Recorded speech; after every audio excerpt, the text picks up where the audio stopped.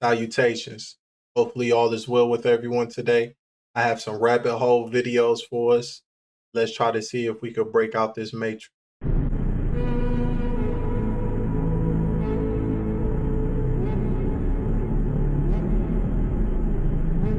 And then when you realize that they can measure your brainwaves with a magnet that doesn't touch your head, you realize that your thoughts are not in your head. And they're part of this greater field that we are all connected by.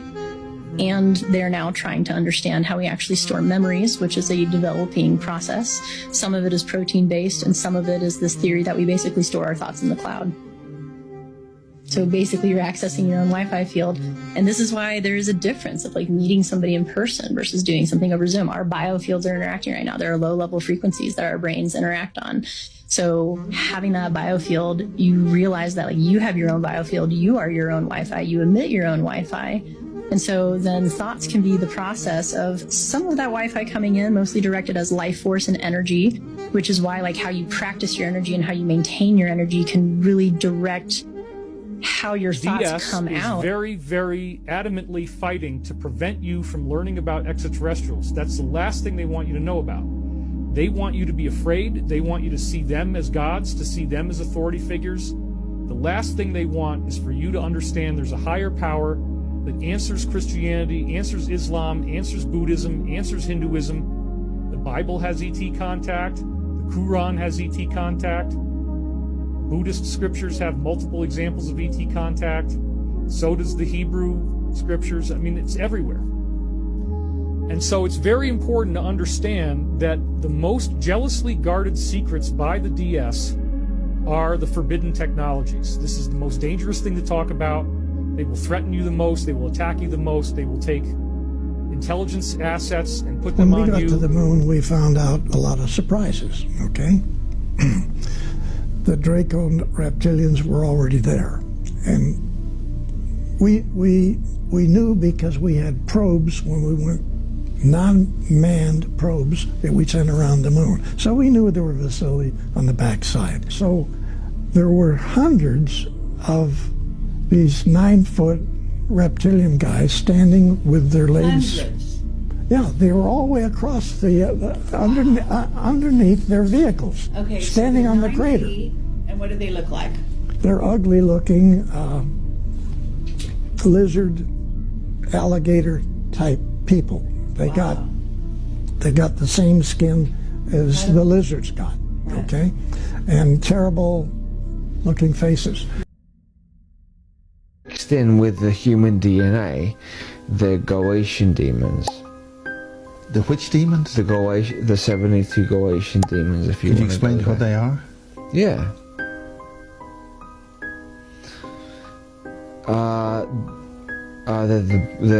They would be the princes and dukes of hell. What we would call hell. Hell, the actual word hell would be H is a gate. The letter H is the letter H is a gate. And ELL was Elohim, and that would be the fallen angels. So the gates of the fallen. Okay, so that's where they hang out, and they are very, very powerful, but they want to come up here and feel what we feel, because they can't feel what we feel. They can't feel what it feels like when you put some milk and sugar into your cup of tea and sip it. They can't feel that feeling. And they can't feel the feeling when you lust after that girl that you looked down the street at. They can't feel that. The Imperial Treasury of Vienna attests that this is a real demon that has been trapped in glass since an exorcism that occurred in the 17th century. It is regarded as one of the few true evidences of a successful exorcism. It is described as a demon trapped in glass that was driven out during a possession and banished to this glass, and it is widely believed that the devil could take possession of a human body. Our first efforts were to keep the public from learning about. You know what's really strange about a lot of that stuff? It's the sheer fact, if it's true, what if them aliens are really just their way of invading our space to see if they can make us make clone versions of ourselves so they can inhabit the bodies, you know, a better version, but with all the experiences that they want to experience. Venus and that is a similar planet to Earth, and that its population is very similar to us, but more technologically advanced. We have learned a lot from them. Starting with the Russian Venera 1 and U.S. Mariner 2, we made Venus look like a lead-melting volcanic surface spewing sulfuric acid into a pressurized atmosphere 90 times that of Earth. And was often the case we overdid it and wondered why no one ever asked how a parachute survived a descent into 800-degree air. Isn't it true that if people accepted the idea that aliens created or engineered the human species, that it would shake the very foundation and challenge the control that religion and religious structures play in our life? The answer is yes and no. Religious traditions, yes.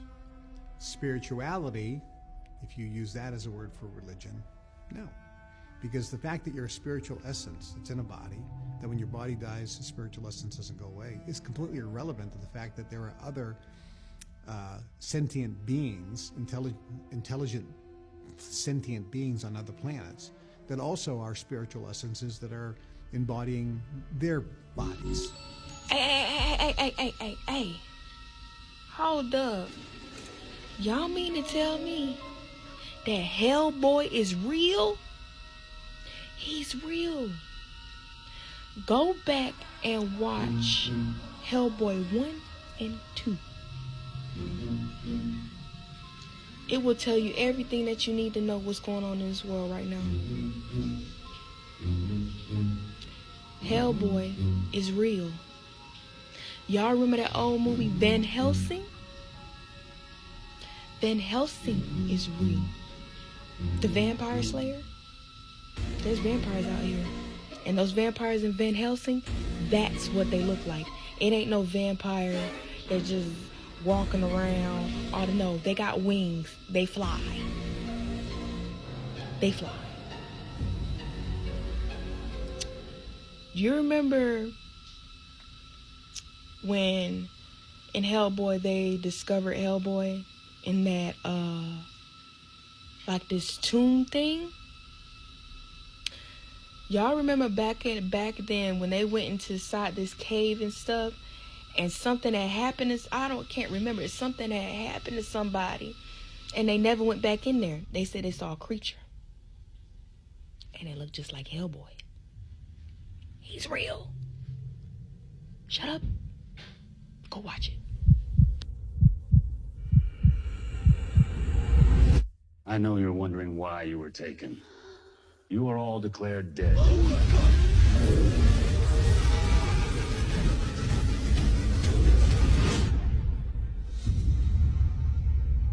Saturn is. Imagine if you are a scientist or worked on a program and then one day they just snatch you up and you just see that, or you see it again and you like, oh man, here we go again. Do y'all think that some government or some different organization of such took these scientists for what purpose? You know, is it like them old movies where they need some guys in certain fields to try to figure out a problem to maybe prevent something, or just take these pieces off the board so when disclosure do come, people can't refute anything that's being pushed out? Let me know your thoughts on that one. Inhabited. Somebody is there. But the surface is not solid. It's gas. First of all, no, you don't know that. You've been told that. Oh. I got stuff on Saturn you don't have.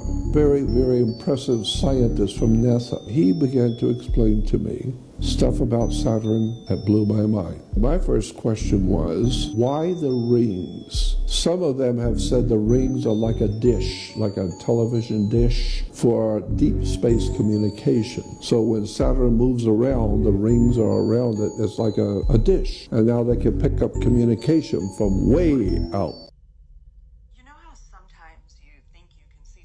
Out of the corner of your eye, and you look at it and it's not there,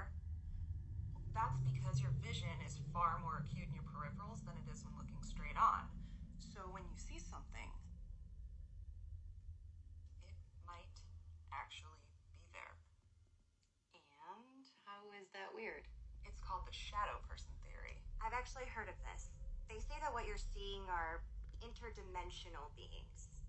Shadow people. They're stuck in between two worlds, waiting to get in.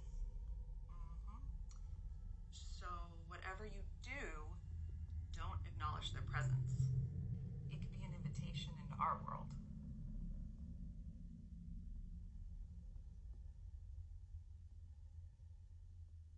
The truth of this is a quote, "We're building portals from which we're genuinely summoning aliens," a former AI executive said. Now, maybe this is a joke, right? Like, as I'm reading this, I can imagine like some cunty tech executive saying something like this to some reporter, you know? Like, we're genuinely summoning aliens. But by the way, maybe it's not a joke, and so we don't know. Quote, "The portals currently exist in the United States and China, and Sam has added one in the Middle East." He went on. I just think it's widely important to get how scary that should be. It's the most reckless thing. NASA loves to limit the information they give us, and they don't even know how many planets are in our solar system. They tell us 9, but there's actually 40 total. So there's 39 planets in addition to Earth. Every one of those 39 planets have different civilizations. They trade with one another. They trade technology. They trade farming. What they call gas giants are thriving planets with civilizations on them. Since Venus is the closest to Earth, you know, they have tried to make us think, oh, it's way too hot for anybody to live on Venus, which is nonsense. There's a civilization up on Venus, and apparently they visited us several times. If you've read any of the Adamski books, they look like just, you know. They look like what? Us. Yeah, like us, right. The first generation. You know, another thing that I believe personally, let's just say hypothetically, a lot of this stuff is true. These aliens are peaceful beings, benevolent beings. I believe it might be like the cabal, as they say, and a lot of people want to keep control over things. You know, I think a lot of things go down to ego, money, power. And a lot of people do not want to release the grip on it because to them, maybe their ancestor was involved in something, and lineage means something. And they do not truly want to be shoulder to shoulder with us, equals, sharing the same atmosphere, air, whatever the case may be, 24/7. They do not want that, in my honest opinion, if this situation is real and these are peaceful beings. But who knows? What if they really trying to create maybe some type of army, mass produce these vehicles to create maybe some form of anti-alien or demon, if that's what you believe, whatever the case may be, to repel these guys, to go against these guys. Because we know what humanity does, regardless of the group, we all participate. We all have a choice to make. We don't go against it. We play along, regardless if you agree or not. So you part of the problem, no matter what you may think or disagree with. Nephilim would only live for 500 years, and that they were to kill each other off in a massive civil war that their parents had to watch. This 500-year civil war that Enoch writes about is what the Greeks later stylized and what became known as the Clash of the Titans. When they were killed off in the civil war, their spirits went out and became wandering spirits. They lost their physicality. They're looking for bodies again. In this state, they were and are demonic entities. So what happened next? I believe they started this process of the genetic manipulation that we read about in Joshua 4:18 and Jubilee 7:24. They started to create host bodies for their spirits to go into. And those animal-human chimera may have been similar in characteristics to their fathers. You can ask the flowers. I sit for hours, telling all the bluebirds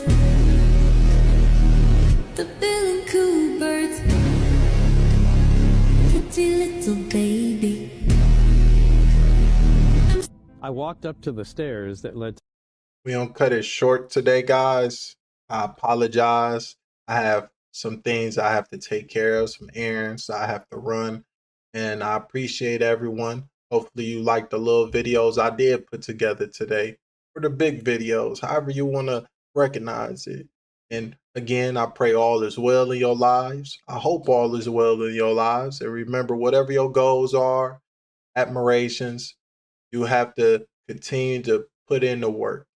And it may manifest, it may not.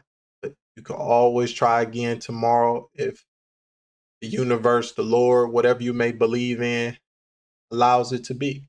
Because if the simulation ends, it ends. It ain't nothing we can do about it. But thank you again. Comment your thoughts. Subscribe if you're new. I'll see y'all next time.